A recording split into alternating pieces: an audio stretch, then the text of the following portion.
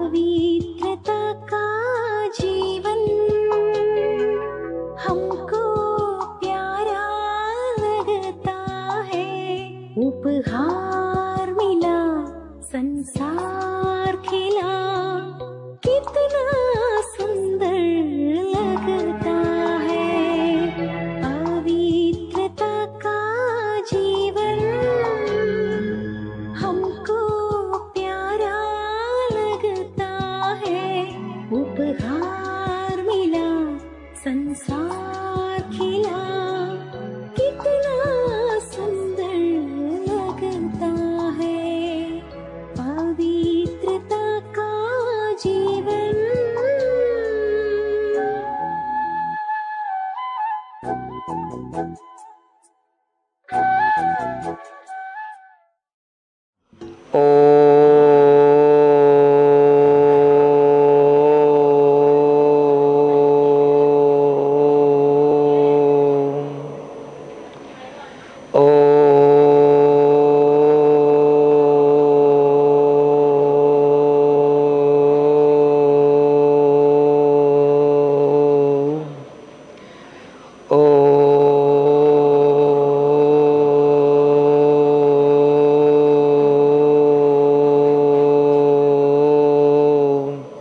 शांति। आज सभी ने बाबा की मुरली सुनी? मुरली विन्नारा అని అడుగుతున్నారు అన్నయ్య. सभी ने सुने पक्का? बाबा की एक मुरली के पॉइंट बताओ. ఈ రోజు బాబా చెప్పిన మురళిలో ఏదైనా చెప్పండి. బాబా ఏం చెప్పండి? బాబా ఏం చెప్పారో చెప్పండి అంటున్నారు. No need translation. और आज बाबा ने 3 पॉइंट मुख्य धारणा के लिए सुनाया. एक सुनाया स्लोगन में, बेहद में रहो तो हद की सब बातें समाप्त हो जाएंगी.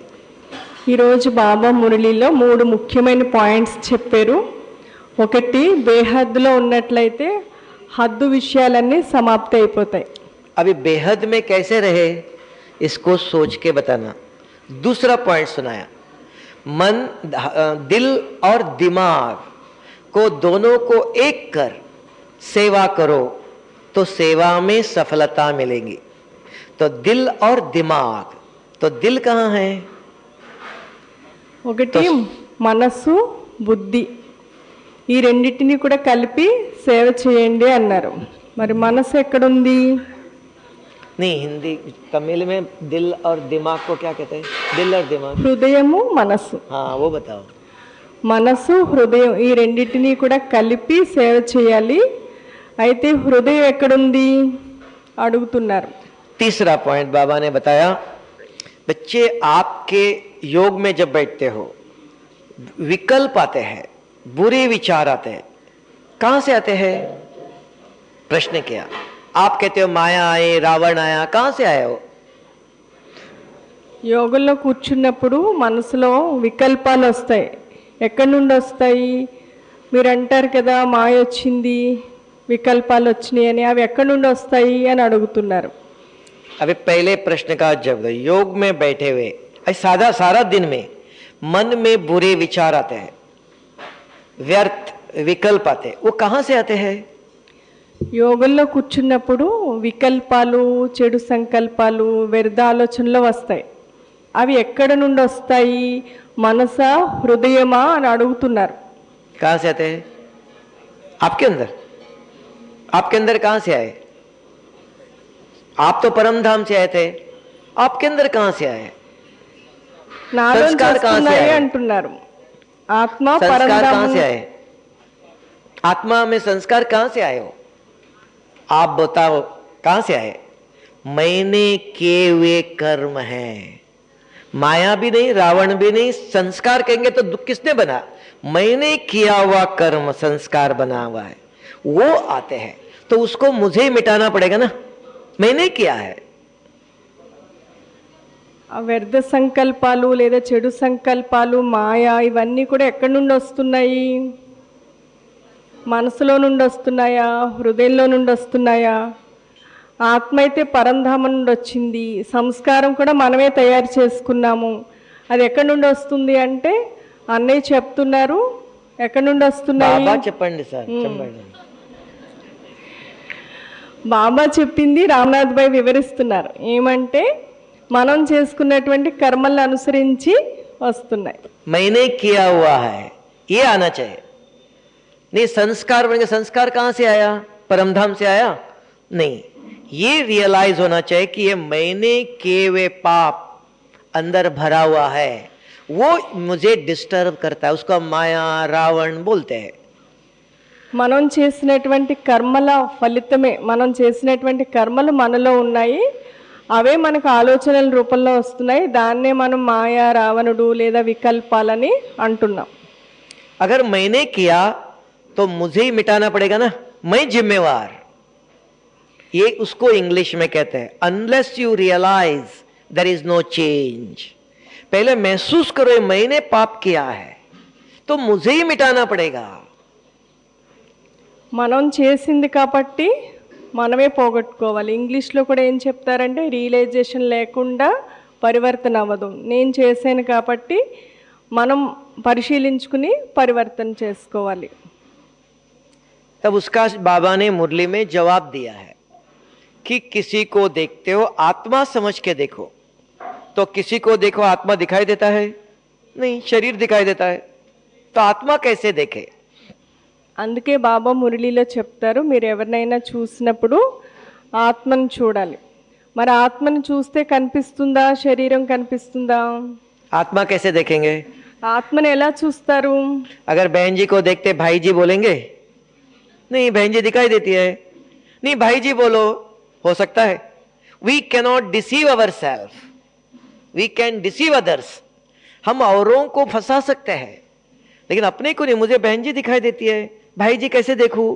आत्मा दिखाई तो नहीं देती है ना. तो आज बाबा ने जवाब दिया बच्चे आत्मा को देखो. तो आत्मा को कैसे देखे? ये प्रश्न आना चाहिए मुरली सुनते समय. आपने प्रश्न लिखना चाहिए, मुरली सुनते रहना नहीं. मुरली सुनते समय बाबा ने आज क्या होमवर्क दिया? हाँ, आज बाबा ने कहा योग में सारा दिन में बुरे विचार नहीं आना चाहिए, व्यर्थ विचार नहीं चलना चाहिए. आते हैं तो बाबा ने सॉल्यूशन दिया कि बच्चे आत्मा समझ के देख लो. तो बाबा से पूछना चाहिए बाबा आत्मा तो दिखाई नहीं देती है तो कैसे देखूं? చెప్పండి. ఏం చెప్తున్నారు? మీరు అక్కయ్యని చూసారనుకోండి అక్కయ్యనే అంటారు, అన్నయ్య అంటారా? అన్నయ్యని అక్కయ్య అంటారా? మరి ఆత్మను ఎలా చూడాలి, ఆత్మగా ఎలా భావించాలి? అది మీకు మనసులో ప్రశ్న రావాలి. ఈరోజు బాబా ప్రతి ఒక్కరిని ఆత్మగా భావించి చూడమన్నారు. ఎలా చూడాలి? మరి ఆత్మను చూస్తే కనిపించట్లేదు కదా. तो आत्मा कैसे देखे? ज्ञान से. गुणों को शक्तियों को देखना गुण भी है. दिखाई नहीं देता है, शक्ति भी दिखाई नहीं देता. बहन जी दिखाई देती है, अनुभव करो. अनुभव कुछ होता है ना, बहन जी दिखाई दे रही है. గుణాలు కనిపించట్లేదు, శక్తులు కనిపించట్లేదు. अगर आत्मा चमकता हुआ दिखाई देता हो तो दिखा आत्मा चमक रहे, काली है सफेद है, दिखाई देगा. नहीं दिखाई देता है. ఆత్మ మెరుస్తూ కనిపిస్తే भावना, भावना आत्मा में इज चूसता ब्लाइंड, ब्लाइंड फेथ. तो भावना कैसे? हाँ, बहन जी ने किसने बोला ज्ञान है. इस शरीर के अंदर आत्मा है, इस शरीर के अंदर आत्मा नहीं है. Dead body and living body दो चीज है. ये शरीर के अंदर आत्मा नहीं, डेड बॉडी, बॉडी है डेड है, आत्मा नहीं. इसके अंदर आत्मा है, समझ है. तो किसी को देखते हो हाँ इस शरीर के अंदर शिव बाबा का बच्चा है, हाँ बाबा ये आपके बच्चे हैं, ये समझ है. ये समझ से ज्ञान से देखना. आंखों से आत्मा दिखाई नहीं देती है, समझ है. इस शरीर के अंदर रावण का बच्चा नहीं है, शिव बाबा का बच्चा है. ये समझ से देखना, इसको कहते हैं आत्मिक दृष्टि, आत्मा को देखने की विधि. फिर इनको देखते ही अगर ये याद है आपको शिव बाबा का बच्चा इसके अंदर है, शिव बाबा इस आत्मा का कल्याण, शुभ विचार आएगा. अगर शरीर को देखते हो ये बहन जी काली है, गुस्सा करती है, ये ठीक नहीं, ऐसे विचार आएंगे, देह के विचार आएंगे. अगर देह के विचार नहीं आता है तो समझना मैं आत्म अभिमानी हूं. अगर किसी को देखकर बहन जी ने अच्छे कपड़े स्वेटर पहना, ये बहन जी कहां से आई, ये विचार आया तो समझना कि मैं देह के भान में हूं। दोनों का डिफरेंस पता होना चाहिए ना, आत्म अभिमानी और शरीर अभिमानी। प्रूफ तो विचार मेरे मन में क्या आया, उससे हमें अपने आप को समझना है। मैं देह को देख रहा हूं कि आत्मा को देख रहा हूं। आत्मा को देख अगर याद है तो आपके मन में किसी को देखते ही शुभ विचार आएगा। ఆత్మని చూడడం అంటే వివరిస్తున్నారు. దేహాభిమానం లేదా ఆత్మగా భావించి చూడడం. ఆత్మ కళ్ళకి కనిపించదు, అది భావన అంటే గుడ్డి నమ్మకం. ఆత్మగా భావించి చూడడం అంటే జ్ఞానం. ఈ శరీరంలో ఉన్నది ఆత్మ. శివబాబా పిల్లలు, వీళ్ళ యొక్క కళ్యాణం చేయాలి, ఇలాంటి ఆలోచన వచ్చినప్పుడు ఆత్మ యొక్క గుణాలు కనిపిస్తాయి. మరి దేహాన్ని చూడడం అంటే వాళ్ళు మంచి స్వెటర్ వేసుకున్నారు, లేకపోతే ఎక్కడికి చాలా కోపం, వీళ్ళు ఇలా ఉన్నారు, ఇటువంటి ఆలోచనలు రావడం అంటే ఇంకా ఆత్మాభిమానిగా లేనట్లు. ఆత్మని చూశారు అంటే మనసులో శుభ సంకల్పాలు వస్తాయి. అంటే వివేకం. ఆత్మను చూడడం అంటే కనిపించదు. ఆత్మ యొక్క జ్ఞానము వివేకంతో ఆత్మ యొక్క గుణాలను చూడడం. వాళ్ళు శివబాబా సంతానం అని ఎప్పుడైతే అనుకుంటామో అప్పుడు శుభ ఆలోచనలు వస్తాయి. భౌతికమైనటువంటివి చూసినప్పుడు దానికి సంబంధించినటువంటి ఆలోచనలు వస్తాయి, వీళ్ళు మంచివాళ్ళు, వీళ్ళు చెడ్డవాళ్ళు. అది ఆత్మాభిమాని స్థితి కాదు. అలాంటి ఆలోచనలు వస్తున్నాయి అంటే ఆత్మగా భావించి చూడట్లేదు అని. ठीक है, समझ में आया। और बाबा ने आज एक कहा, हद बेहद में रहो तो हद की सब बातें समाप्त हो जाएंगी। तो बेहद क्या है? आत्मा बेहद से आए, ऊपर से आए। परमात्मा बेहद में ऊपर है। तो आत्मचिंतन और परमात्म चिंतन अगर चलते हो तो हद की बातें याद नहीं आएंगे। मेरा भाई, ये मेरा सेंटर, ये मेरी युगल, ये मेरे बच्चे, ये मेरी जमीन, ये मेरा धन, ये विचार नहीं आएंगे। బాబా ఈరోజు ఏం చెప్తున్నారంటే బేహద్దులో ఉండండి, హద్దు తొలగిపోతుందని. బేహద్దులో ఉండడం అంటే ఆత్మగా భావించి బాబాని స్మృతి చేయడం. అప్పుడు నేను, నా పిల్లలు, నా ఆస్తి, నా ధనం, ఇలాంటి ఆలోచనలన్నీ సమాప్తి అయిపోతాయి బేహద్దులో ఉండడం వలన. हद और बेहद। और हद में रहते हुए भी, अभी आप शरीर में हो, इसी दुनिया में हो, आपके बच्चे हैं, पति है, जमीन है, बिजनेस है। हाँ, ये बाबा के बच्चे हैं, ये बाबा के बच्चे हैं, ये बाबा की धन है, ये बाबा का बिजनेस है, मेरा बिजनेस नहीं। अगर इधर रहते हुए भी, शरीर में रहते हुए भी, हद में रहते हुए भी बेहद के विचार, बेहद की दृष्टि। तो शरीर में है, पैसे भी आपके है, जमीन भी है, बच्चे भी है, आपकी युगल भी है, तो मेरी युगल नहीं, बाबा के बच्चे हैं। मेरा पति नहीं, मेरा धन नहीं, मेरा मकान नहीं, मेरा बिजनेस नहीं, ये शुभ बाबा की अमानत है। ये समझ के चलते हो तो मेरा कहने से जो दुख होता है कि नुकसान हुआ, तो वो दुख नहीं होगा। बेहद किस वजह? सब भगवान के बच्चे हैं, ये भगवान की अमानत है, मेरा कुछ नहीं। तो हद में रहते हुए भी बेहद के प्रति सोचना। బేహద్దులో ఉండడం అంటే మనం ఉండడం భౌతిక ప్రపంచంలో ఉన్నాం, శరీరంలో ఉన్నాము. నా పిల్లలు, నా ఆస్తి, నా ధనం, నా వ్యాపారం ఇవన్నీ మనవే. కానీ బేహద్దులో ఉండడం అంటే నా భార్య, నా కొడుకు అనుకోకుండా నా భర్త, బాబా సంతానం, బాబా ఆస్తి, బాబా ఇచ్చినటువంటి ధనం, బాబా ఇచ్చినటువంటి వ్యాపారం, అటువంటి ఆలోచనలు రావడం అది బేహద్దులో ఉండడం. एक दिन आप बैठ करके लिखना कागज पर, इस संसार में मेरा क्या चीज है। शरीर आपका है, धन आपका है, मकान आपका है, परिवार आपका है, लेकिन दो चीज आपकी है, वो आप अपना नहीं कह सकते हो, अपना नहीं कह सकते हो। दो चीज आपके है, बाकी सब कुछ आपका नहीं है। वो दो चीज क्या है? మీరు ఒకసారి आप ఖాళీగా आत्मा है, ఉన్నప్పుడు आपकी दो चीज है, पाप पुण्य एक। और ఏం చెప్తున్నారంటే ఈ ప్రపంచంలో మీది కాదన్నా కూడా మీవే రెండు వస్తువులు, అవేంటి చెప్పండి అని అడుగుతున్నారు. ఇంకా చాలా వాటిని మనం నాది నాది అంటాం కదా, అవన్నీ నావి కాదు, కానీ నావి అనేవి రెండు ఉన్నాయి. ఇక్కడ చెప్తున్నారు పాపం పుణ్యం అని. ఇంకేంటి అని అడుగుతున్నారు. आत्मा कहते हैं ना, मैं आत्मा हूं, నేను ఆత్మని. आप आत्मा, आपकी दो चीज आपकी है, बाकी दुनिया में जो कुछ है वो आपका नहीं, ये शरीर भी आपका नहीं। कल टिकट है तो छोड़ देना है, आपको बाबा आज नहीं कल आते हैं, चलेगा नहीं, टिकट आया छोड़ देना है, आपका नहीं है। ఈ तो ప్రపంచంలో आपकी इस दुनिया में दो चीजें हैं, वो कौन सी? ఈ ప్రపంచంలో మీవి రెండే రెండు వస్తువులు ఉన్నాయి. ఆత్మ పరమాత్మ అంటున్నారు. ఆత్మ మీ వస్తువా, మీరాత్మ? నేను ఆత్మని. అయితే అవి ఏంటి అని అడుగుతున్నారు. ఇప్పుడు ఈ శరీరం నాది అంటున్నారు, రేపు బాబా పిలిస్తే నాది అని ఉంటారా, వెళ్ళిపోవాలా? శరీరం నాదా కాదా? మరి నా వస్తువులు రెండు ఏమున్నాయి? हाँ एक हो गया, और చెప్పేశారు. పాపం పుణ్యం కాకుండా ఇంకేమన్నా చెప్పండి. और మయ और मेरा. हाँ, शिव बाबा भाई जी ने आधा सत्य बताया, आधा गलत बताया। ఏం आप చెప్పారు? आत्मा, आत्मा का एक मेरा क्या है, आप मैंने किए हुए कर्म वो मेरा है, पाप हो या पुण्य हो, मैंने जो कर्म किया वो आपको छोड़ेगा नहीं, आप उसको छोड़ नहीं सकते हो, वो నేను आपका कर्म है। నేను ఏదైతే కర్మ చేశానో అది మనం ఎప్పటికీ విడిచిపెట్టలేం.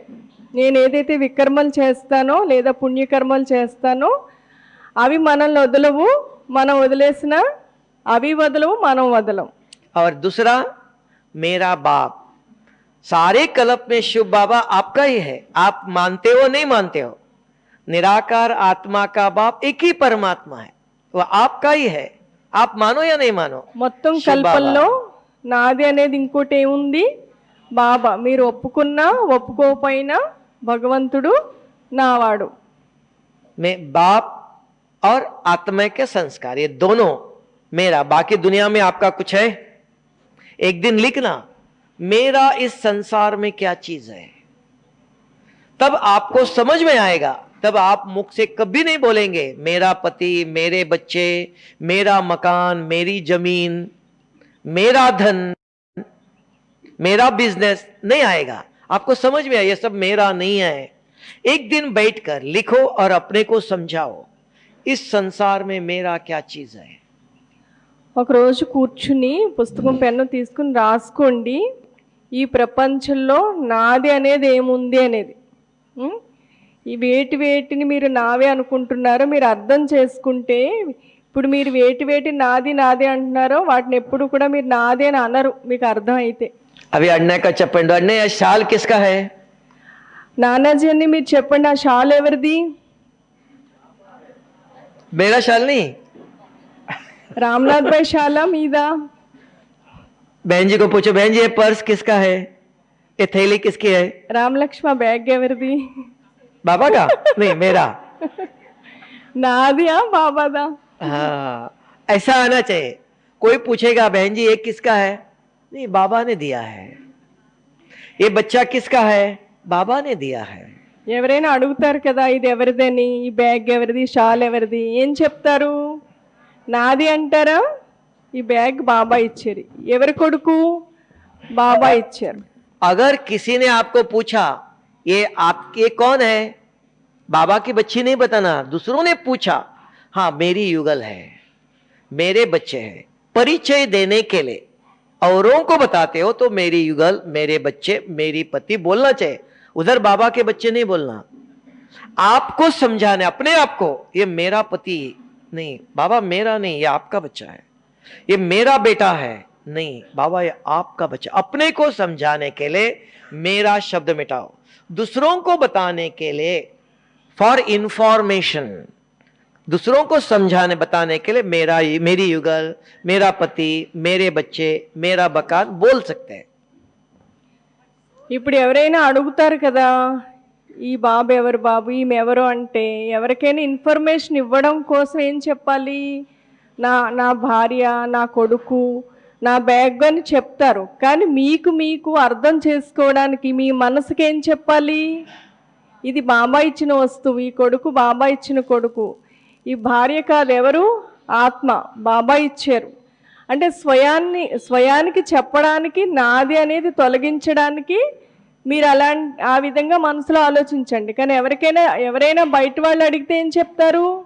బాబా బాబా అని చెప్తారా? వాళ్ళకి ఇన్ఫర్మేషను మా అబ్బాయి, మా ఆస్తి అని చెప్తారు. కానీ మనసులోంచి నాది అనేది తొలగించాలంటే బాబా ఇచ్చారని గుర్తుపెట్టుకోండి. మనది కాదు, నేను ఆత్మ. మనది అంటే మళ్ళీ మీరెవరు? मेरी आत्मा नहीं, मैं आत्मा।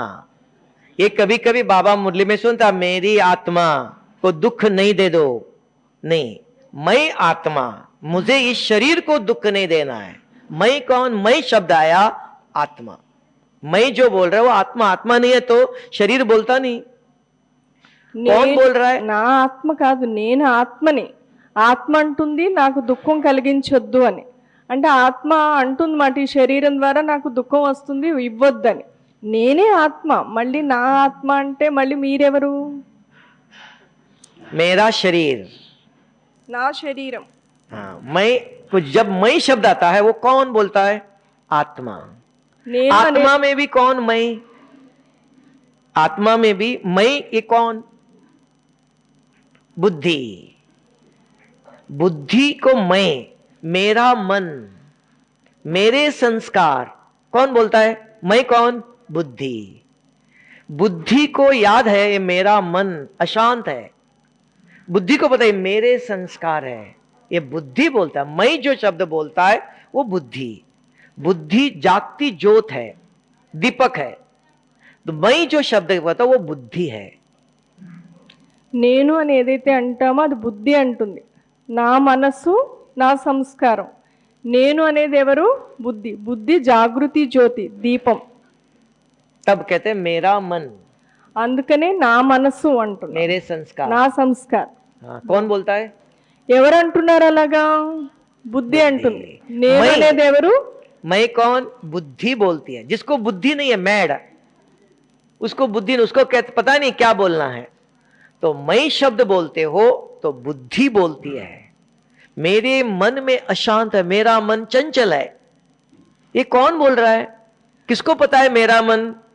बुद्धि। उसको पता है मेरा मन है। నా మనసు చంచలంగా ఉంది. నా మనసు అని ఎవరు అంటున్నారు? ఎవరికి తెలుస్తుంది నా మనసు, నా సంస్కారం అని? బుద్ధి చెప్తుంది మాట. समझ में आया?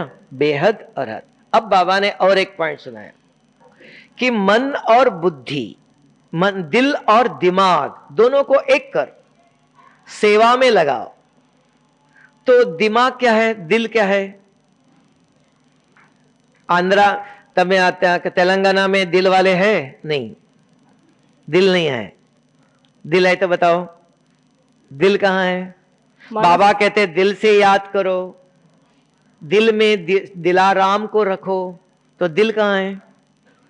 बाबा के पास है। इसलिए आप दिल से बाबा को याद नहीं करते हो, दिल से दुआएं देते नहीं हो। क्या आपके पास दिल नहीं है? बाबा के पास रखा, आपके पास है तो बताओ कहाँ है दिल? మనస్సు, హృదయం అంటారు కదా. बाबा का आप दिल से योग नहीं करते हो, दिल से किसी को दुआएं देते नहीं हो। क्या आपके पास दिल नहीं है? మీ మనసు బాబా దగ్గర ఉంది, బాబాకి ఇచ్చేసారు కదా, మీ దగ్గర ఉందా? అందుకే మీరు మనస్పూర్వకంగా బాబాని జ్ఞాపకం చేయట్లేదు. మనస్పూర్వకంగా ఎవరికి ఆశీస్సులు ఇవ్వట్లేదు. హృదయపూర్వకంగా బాబాని జ్ఞాపకం చేయట్లేదు. హృదయపూర్వకంగా ఎవరికి ఆశీస్సులు ఇవ్వట్లేదు. तेलुगु में दिल को क्या कहते हैं? మనస్సు. मनस्सु बोलते हैं। दिल कहाँ है बताओ, डॉक्टर हृदय। साहब बताओ। Where is your heart? This heart is pumping the blood, దిల్ అంటే హృదయం. not this heart. I am speaking from my true heart. This heart is not speaking. It can be transferred. तो which heart is speaking? इधर मन, बुद्धि, संस्कार है, तो दिल कहाँ है? మనస్సు, బుద్ధి, సంస్కారం ఉన్నాయి. Where is హృదయం that ఎక్కడుంది? heart? హృదయం, హృదయం ఎక్కడుంది? हृदय। तो spiritual heart is where? Right side. There are two heart. One is left heart and one is right heart. Bhavana. Bhavana is what? Experience. Who is doing experience? A mad person can do experience? No. You call he is mad. So what is mad? So you are just shifting. Tell me first, what is that heart? Nowadays in corporate sector, in profession it is said, bring your heart along with you. If this heart is not working, I will be taken to cremation ground. So which heart? Which heart I have to bring? Body. Which is very spiritual heart. That I am asking. Atma is heart? No. Atma means mind, intellect, impression. Where is spiritual heart? ఆత్మ అంటే మనస్సు, బుద్ధి, సంస్కారం. Spiritual heart అంటే అది ఎక్కడ ఉంటుంది? आत्मा का दिल कहाँ है? ఆత్మకి హృదయం ఎక్కడుంది? This is what lacking in our education, which is not taught. That's why Shiv Baba, the supreme teacher, he came to taught the spiritual knowledge. Where is that spiritual heart? Intellect is the heart of the soul. Buddhi, spiritual heart. दिल, ये दिल नहीं, बुद्धि दिल, दिमाग मन. दिमाग बहुत चलाते हो, मन. మనం తెలివితేటలు ఎక్కువ ఉపయోగిస్తాం. దిమాగ్ అంటే తెలివి, బ్రెయిన్. దిల్ అంటే హృదయం, बुद्धि. బుద్ధి. हाँ, दिल बुद्धि, spiritual heart. Intellect is the heart of the soul.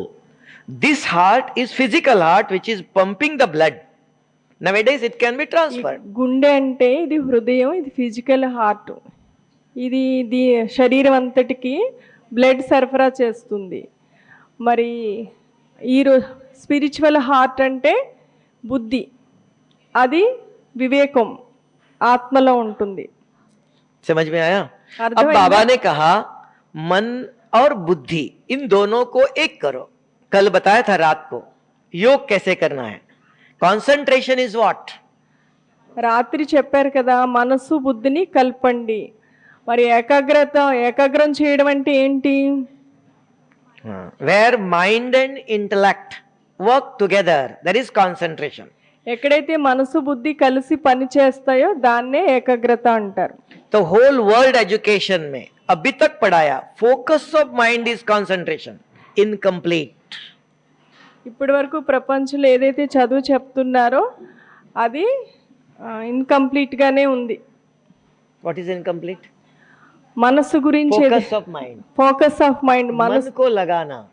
మనసుని ఏకాగ్రం చేయడం విషయం ఈ రోజు వరకు ఏదైతే వివరిస్తున్నారో అది ఇన్కంప్లీట్ గానే ఉంది. అది బాబా వచ్చి తెలియచేస్తున్నారు.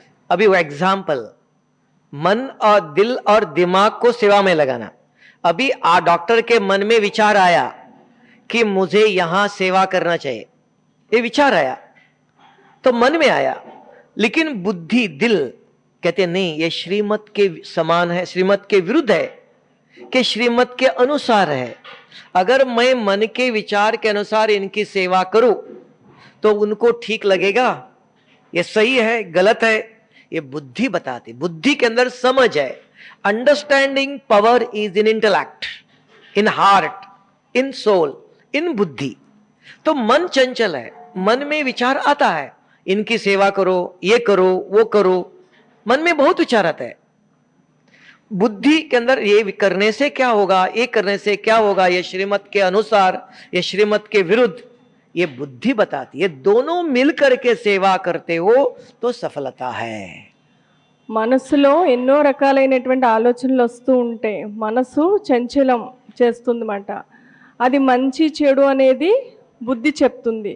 నా మనసులో ఏదైనా ఆలోచన వస్తుంది ఈ పని చేయాలని, అది శ్రీమతానుసారం ఉందా శ్రీమతానికి విరుద్ధంగా ఉందా అనేది బుద్ధి చెప్తుంది. మనసు బుద్ధి రెండింటినీ కూడా కలిపి పని చేస్తే సఫలత లభిస్తుంది. एक्यूरेट. फिर भी आपको अगर समझ में नहीं आया तो लिख कर चिटके डाल देना, फिर दिन में प्रश्नोत्तर करेंगे, नहीं तो शाम को. ఇలా వివరించి చెప్పినా ఒకవేళ మీకు అర్థం కాకపోతే మీరు స్లిప్ రాసిస్తే సాయంత్రం మీ అందరి ప్రశ్నలకి సమాధానం ఇస్తారు. क्योंकि हम क्यों आए इधर, ये यूनिवर्सिटी है, स्पिरिचुअल यूनिवर्सिटी, पढ़ने के लिए आए. पढ़ेंगे लिखेंगे बनेंगे राजा नवाब. बिना पढ़ाई के तो नहीं बनेगा. पढ़ाई में कुछ समझ में नहीं आया तो you have right to ask. अगर कोई बात सुनने के बाद आपको ठीक नहीं लगा तो आप पूछ सकते हो, है ना. तो पूछना चाहिए. इसलिए कोई बात अगर आप बीच में पूछेंगे तो डिस्टर्ब होता है, तो लिख करके डाल देना, फिर प्रश्नों का जवाब मिलेगा. ఇది యూనివర్సిటీ. ఇక్కడికి మనం అందరం ఎందుకు వచ్చామంటే చదువుకోవడానికి వచ్చాము. బాగా చదువుకుని రాసుకుంటే రాజాలా అవుతారు. అందుచేత ఏదైనా విషయం మీకు అర్థం కాకపోతే రాసి ఇవ్వండి. समझ में आया? बाबा की मुरली समझ में आया? अभी मुरली सुनने की विधि चाहिए. मुरली अब सवेरे सुनी, रात तक याद रहना चाहिए. तो क्या करे? याद ही नहीं रहता है. सवेरे सुनी, कोई पूछे मुरली क्या सुनी, याद नहीं है, तो व्हाट इज सॉल्यूशन? ఫస్ట్ మురళి వినేటువంటి విధి రావాలి. మనం ఉదయం మురళి వింటాము, అది సాయంత్రం వరకు గుర్తుండాలి.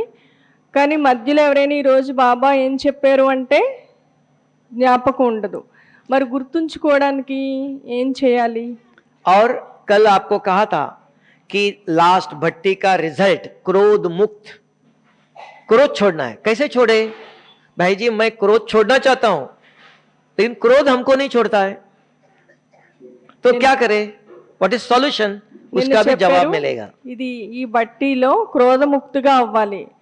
కోపం వదలాలని అనుకుంటున్నారు, కోపం మనల్ని వదలట్లేదు. దానికి ఏంటి పరిష్కారం? ఏం చేయాలి? पहले प्रश्न, मुरली कैसी सुननी चाहिए? मुरली आज सुनी, 25 साल तक आपको याद रहेगा. विधि है, मुरली सुनने की विधि है. कैसे? మురళి వినేటువంటి విధానం ఉంది. ఆ విధి ప్రకారం విన్నట్లయితే ఈ రోజు వింటే 25 సంవత్సరాల వరకు జ్ఞాపకం ఉంటుంది. మరి ఏ విధంగా వినాలి మురళి? किसी को पता है? ఎవరికైనా తెలుసా మురళి వినేటువంటి విధి? हाँ हाँ, God is teaching, but how to remember? Who is accurate doctor? When patient come, then you never search for the medicine. When patient comes, suddenly you remember this medicine for this disease. He is a number one doctor. Yes. When patient come, I am suffering from this. Wait, I will find out. He is not a proper doctor. So here also, when you meet somebody, suddenly you must remember, oh Baba Chappandi. How to remember? How? What is the process? బాబా చదివిస్తున్నారు, అది కరెక్టే. కానీ ఎలా జ్ఞాపకం ఉంచుకోవాలి? ఒక doctor దగ్గరికి patient వచ్చారనుకోండి, వెంటనే దానికి ఏ మెడిసిన్ ఇవ్వాలి. కూర్చోండి నేను చదివి చెప్తాను అంటే అది కరెక్ట్ కాదు కదా. అలాగే బాబా చెప్పినటువంటి పాయింట్స్ సమయానికి గుర్తు రావాలి. మరి ఎలా గుర్తుంటాయి? ఏ విధానంతో మురళి వింటే జ్ఞాపకం ఉంటాయి? हाँ, मनन करने के लिए याद रहेगा तो मनन करेंगे ना. याद ही नहीं है. జ్ఞాపకం ఉంటేనే How మనం to చేస్తారు increase కదా. memory power? How? If I want to prepare, but I cannot remember. अब मैंने लिखा, मुरली सुनी, लिखी भी है, और 2 घंटे के बाद आप पूछो भाई जी क्या लिखा, याद ही नहीं. पूछता हूं तो what I have to do? What is solution? నేను మురళి విన్నాను, రాసుకున్నాను. ఎవరైనా అడిగితే ఒకసారి పుస్తకం తీసి చెప్తానంటాను, కానీ బుద్ధిలో గుర్తుండిపోవాలి. దానికి ఏం Solution. చేయాలి? How దానికి to remember? ఏ విధంగా ఉంచుకోవాలి? దానికి సొల్యూషన్ ఏంటి? दिल से नहीं. सॉल्यूशन माना आप मधुबन जाते हो, मधुबन में जाके क्लास सुनते नहीं हो. हर क्लास में मैं सुनाता हूं, आपने सुना ही नहीं अभी तक. प्रति काकीनाडा तक क्लास पहुंचा लो- ही नहीं है. ప్రతి క్లాస్లో రామ్నాథ్ భాయ్ చెప్తారు, మధుబన్ మీరు వచ్చినప్పుడు బాబా చెప్పినటువంటి మురళిని ఎలా గుర్తు ఉంచుకోవాలో. మీరు ఎవరో కరెక్ట్ ఆన్సర్ ఇవ్వట్లేదంటే మీరు మధుబన్ వెళ్ళినప్పుడు సరిగ్గా క్లాసులు వినట్లేదు అందుకే అంటున్నారు. हाँ देखो अभी आया, अभी बताता है. लेट बता रहे हो. हाँ चपंडी उठ के बताओ.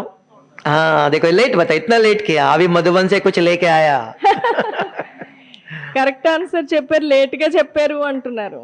हाँ अभी सुनना, आप भी कर सकते हो. आज मुरली सुनी, आप 25 साल तक इस मुरली को याद रख सकते हो. ऐसे बाबा ने हर एक को टेप रिकॉर्डर दिया है, लेकिन वो चलाना आना चाहिए. How to use. ఈ రోజు మురళి విన్నారు అంటే అది 25 సంవత్సరాల వరకు జ్ఞాపకం ఉంటుంది. అలాంటి టేప్ రికార్డరు బాబా ప్రతి ఒక్కరికి ఇచ్చారు. మీ అందరూ కూడా అలా చెయ్యొచ్చు.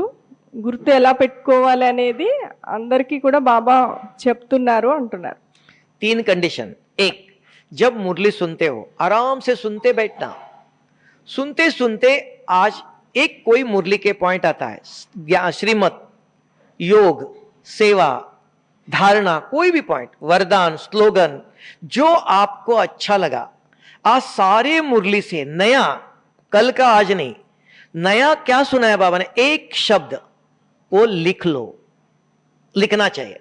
फर्स्ट भाई माताएं जो लिख सकते हो लिखना चाहिए। आज बाबा ने कहा बच्चे बेहद में रहो तो हद की बातें समाप्त होंगी। एक ही लिखो बस, दो नहीं चाहिए, एक मुरली के पॉइंट आपने लिखना चाहिए। ఫస్ట్ కండిషన్ ఏంటంటే మురళి వినేటప్పుడు ఈరోజు బాబా వరదానం కానీ స్లోగను లేదా శ్రీమతం లేదా కొత్త పాయింట్ ఏదైతే చెప్తారో ఒక పాయింట్ తప్పకుండా రాసుకోవడం వచ్చిన వాళ్ళందరూ రాసుకోవాలి। सेकंड ना भाई अपने जेब में रखना, माताएं किचन में रहते हो घर में लिख के रख दो। అన్నయ్యలైతే ఆ పాయింట్ బుక్ జేబులో పెట్టుకోండి, మరి మాతలైతే కిచెన్ లో దగ్గరగా పెట్టుకోండి పుస్తకం। अभी दिन में शरीर को 3 दफा खाना खिलाते हो, सवेरे, दिन में, शाम को।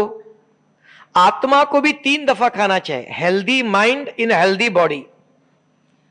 మరి శరీరానికి 3 సార్లు భోజనం పెడతారు కదా, అలాగే ఆత్మకి కూడా 3 సార్లు భోజనం పెట్టాలి। హెల్దీ మైండ్ హెల్దీ బాడీ అంటే మనసు ఆరోగ్యంగా ఉంటే శరీరం ఆరోగ్యంగా ఉంటుంది। शरीर को 3 दफा खाना खिलाते ना, तो यहां से मुरली सुन के आप घर में गए, नाश्ता करते हो, 2 हाथ दिया है, ये हाथ शरीर को खिलाता है, ये हाथ जेब में है। बाबा एन चपंडी बाबा ने कहा बच्चे बेहद में रहो, ये आत्मा के लिए भोजन। 2 हाथ है, एक शरीर को भी खिलाओ, एक आत्मा को भी खिलाओ। सवेरे ब्रेकफास्ट करते समय एक मुरली के पॉइंट पढ़ाना, बस इतना ही।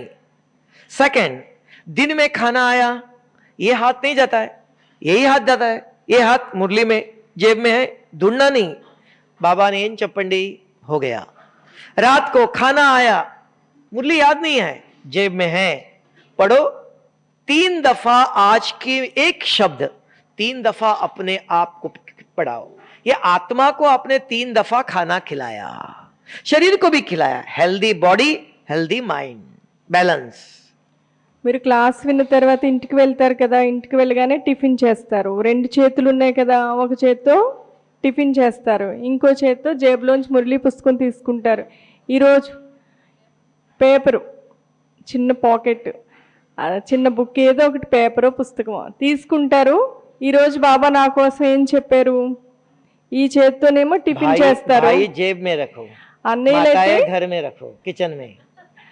మరి మాతలకి జేబు ఉండదు కదా, అందుకని కిచెన్ లో పెట్టుకోండి। लिखा डायरी एक जगह पर, भाई एक जगह पर, డైరీలో రాసుకోండి। ఆ పుస్తకం తీసుకుని చేత్తో టిఫిన్ చేయండి। ఈరోజు మురళీలో బాబా నా కోసం ఏం చెప్పారు పాయింట్ చదువుకోండి।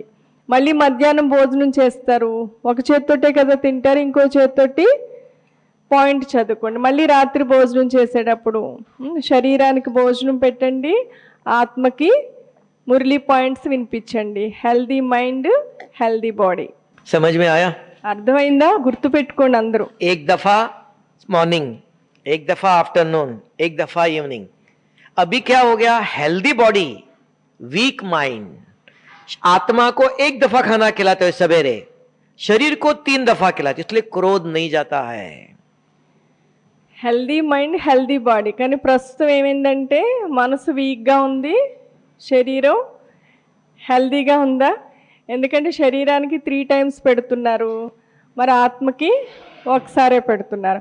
అందుకే మేము క్రోధముక్త అవ్వాలనుకుంటున్నాం, అనుకున్నా సరే క్రోధం పోవట్లేదు। शरीर को 3 दफा, आत्मा को भी इतना पॉसिबल। समझ में आया? अभी तीसरा, आपने लिखा, फिर अपने को पढ़ाया, फिर दान करो। सवेरे से रात तक कोई न कोई मिला, भाई जी ओम शांति, याद नहीं है, जेब से निकालकर आज बाबा ने कहा बच्चे बेहद में रहो तो हद की बातें समाप्त होंगी। सवेरे, दिन में, शाम को 3-4 दफा सवेरे से रात तक किसी न किसी को पढ़ करके बताओ। याद नहीं रहता है, जेब में है, पढ़ के बता सकते हो। ये अगर आप करते हो, 1 हफ्ता करो, 10 दिन भी नहीं, 7 डेज, आप कभी नहीं बोलेंगे इसके बाद लिखने की जरूरत नहीं है, आदत बन जाएंगे। फिर लिखने के 10 दिन 8 दिन लिखना चाहिए, तो आदत बनेंगी। तो सदा मुरली के पॉइंट सुनते समय भी ध्यान से सुनेंगे, आज बाबा क्या कह रहा है, नया क्या है, लिखना चाहिए। तो मुरली के अंदर इंटरेस्ट होगा और अपना भी कल्याण, औरों का भी कल्याण, औरों को भी सुनाया तो ऊंच पद मिलेंगे, औरों की सेवा कर तो ऊंच पद मिलेगा। 3 times మీరు చదువుకుంటారో అది మీకోసం. ఆ తర్వాత రోజంతట్లో ఉదయం నుంచి సాయంత్రం వరకు ఎవరో ఒకరు దొరుకుతారు కదా, వాళ్ళకి ఈరోజు బాబా ఏం చెప్పారు, హద్దుని సమాప్తి చేయండి, బేహద్దులో ఉండండి, ఈరోజు చెప్పిన పాయింట్ చెప్తున్నారు. ఆ విధంగా ఎవరో ఒకరు, ఒక 4-5 ఎవరో ఒకరు కలుస్తూ ఉంటారు కదా, మీకు గుర్తు లేకపోతే ఆ పేపర్ తీసి లేదా ఆ పుస్తకం తీసి ఈరోజు బాబా ఏం చెప్పారు చెప్పండి, సేవ చేయండి, అందరికీ పంచండి, అప్పుడు మీకు ఉన్నత పదవి లభిస్తుంది. 3 टाइम पहले मुरली सुनते समय एक पॉइंट सिलेक्ट करना चाहिए, नया, रोज नया, फिर लिखना चाहिए, फिर अपने आप को 3 दफा मिनिमम सवेरे, दिन में, शाम को अपने आप को पढ़ाना है। फिर सवेरे, दिन में, शाम तक 1 ने 2, 10 को दान करना जरूर चाहिए, तब संस्कार बनता है। ये संस्कार अविनाशी है।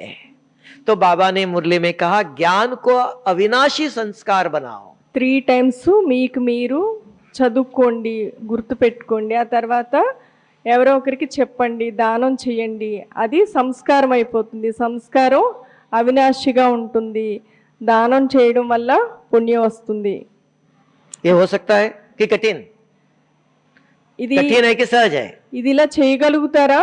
3 times 3 अभी పాయింట్స్ माता చెప్పారు जी కదా, कहती है भाई जी मुझे लिखना नहीं आता है। సహజమేనా కష్టమా ఇలా చేయడం? माताओं को कठिन है, जो माता जी कहते हैं मैं लिख नहीं सकते हूँ, మాతలు అంటారు మాకు రాసుకోవడం రాదు, మా కోసం అయితే तो కష్టం. क्या करे? మరి ఏం हाँ, उसका भी చేస్తారు? सॉल्यूशन है, उसका भी सॉल्यूशन है। जो माता कहते हैं मैं लिख नहीं सकती हूँ, लेकिन उनके पास फोन है, फोन करना जानती है, तो सवेरे 1 दफा फोन करो, बहन जी को करो, किसी को करो, बहन जी मैंने मुरली सुनी थी, याद नहीं है, आप बताओ।